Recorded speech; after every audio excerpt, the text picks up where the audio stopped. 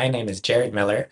I am a Minnesota-based collaborative pianist, vocal coach, and educator. Today, I'm going to talk about performance anxiety.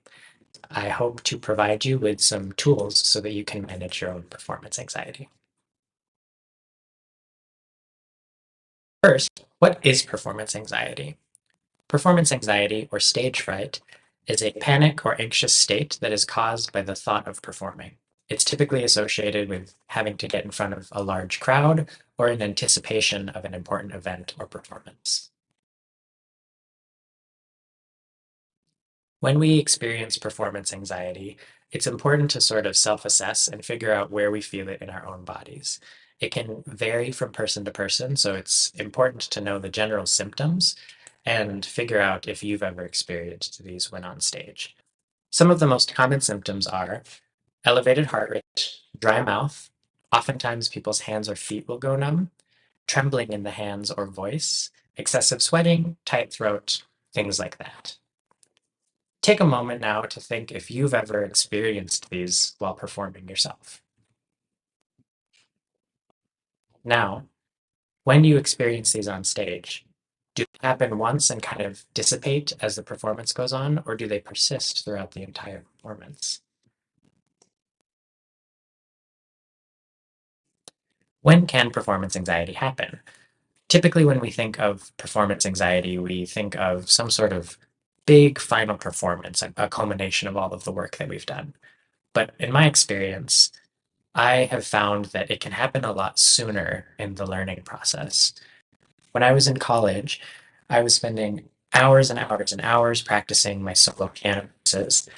And I would go to my weekly lessons, and I was getting really frustrated because I didn't feel like what I was bringing to the lessons was reflecting all of the work that I was putting in.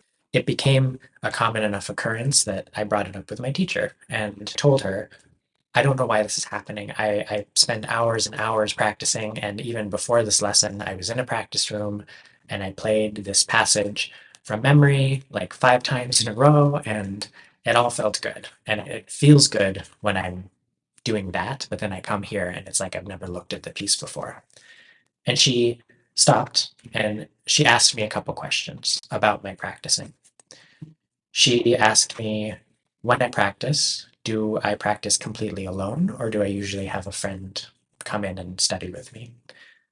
Am I choosing the hallway that is completely empty or am I choosing a hallway that has a lot of other people practicing? And am I trying to find the same practice room and same piano to practice on every day, or am I switching it up? And my answers to her were completely alone, as silent as possible, and as often as possible, the same room. And she told me that that might be part of my issue. And what we talked about was that I was sort of creating these ideal surroundings and ideal circumstances for my piano practicing that became impossible to replicate outside of the practice room. I was spending so much time in this tomb-like state that when anything else was happening, it completely threw me off and distracted me. And what my teacher pointed out is that live performance is never in ideal circumstances. There's always somebody who clears their throat, or somebody talking, or some mysterious baby crying. There's always something that can distract you. And so what she suggested that I do is practice my surroundings. What she meant by this was practice creating a surrounding that is going to replicate more accurately what a live performance space is going to be like.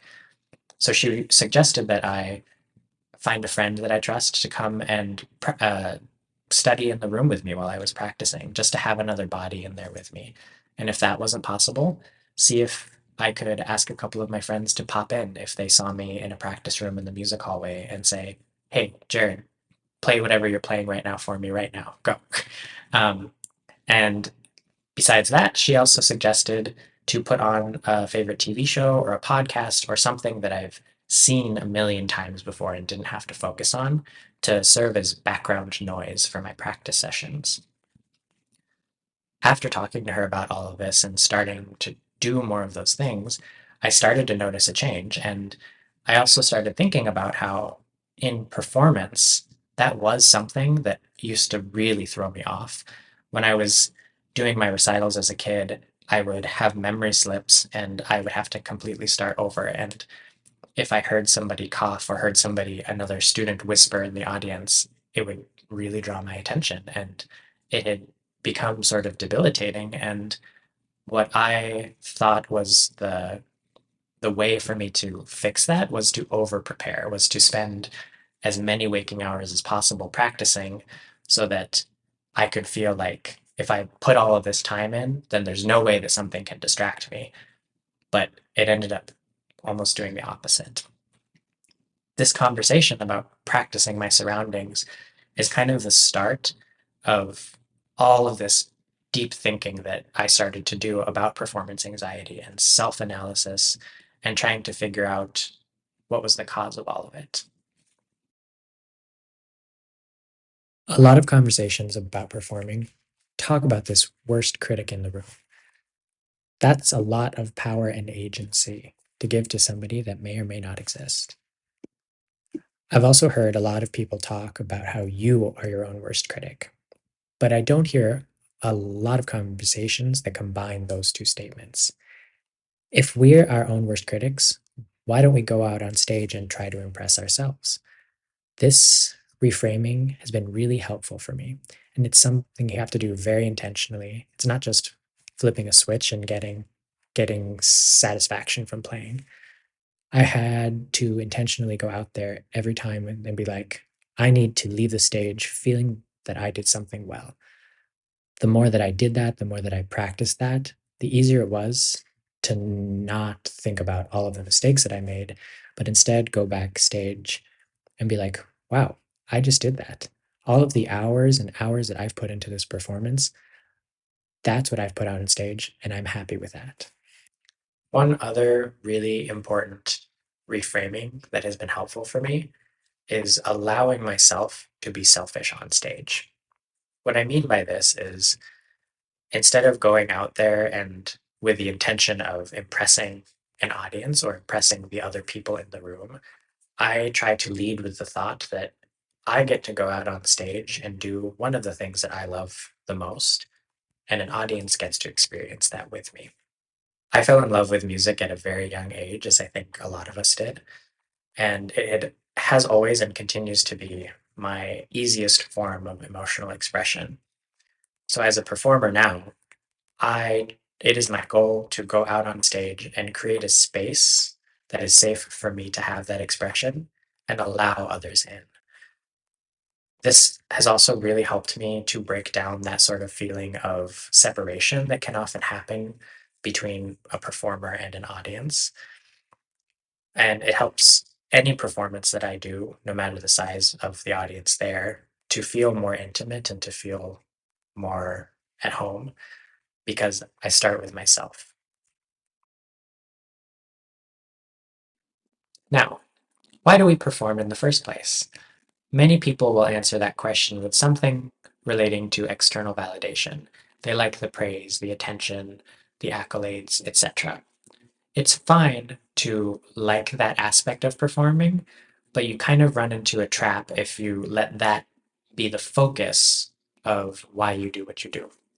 Take a moment now and try to think of your earliest memory of falling in love with music. When was the last time you thought about this memory? I like to do this exercise with my classes because it's easy to forget our why. As someone who has now made a career as a performer, it's increasingly more difficult to have that separation between this being my passion and it also being my work. I like to think about this early memory as often as I can because, especially when I'm in a time where I'm working so much, maybe I'm coming home every night after working and playing piano for 12 hours. It's it's a nice reminder of why I got into this in the first place. Most people who pursue careers in the arts do so because they fell in love with it in their youth, whether that be in church choir, school choir, band, theater, etc. It is so important to find balance between hard work and personal fulfillment. Remember those early moments. That's where the love began. That's where the passion started to grow.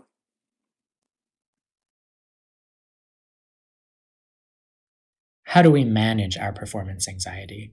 Let me recap some of the strategies that I mentioned throughout the rest of this video. Identify where you feel performance anxiety in your body. Identify when you feel performance anxiety. Vary your surroundings when practicing to get used to the uncertain circumstances of live performance. Reframe the thinking about performance to gain more agency. Try to impress yourself when you go out on stage. Allow yourself to be selfish. Do it for you first and let an audience experience that. Create a space of self-expression for yourself and allow others in. Find a balance between external and internal validation. And finally, remember when the love started. Remember, performance anxiety is not necessarily something that you can get rid of, but I hope that these strategies can help you better find the root cause of your own performance anxiety and form a better relationship with it so that you can continue to enjoy performing.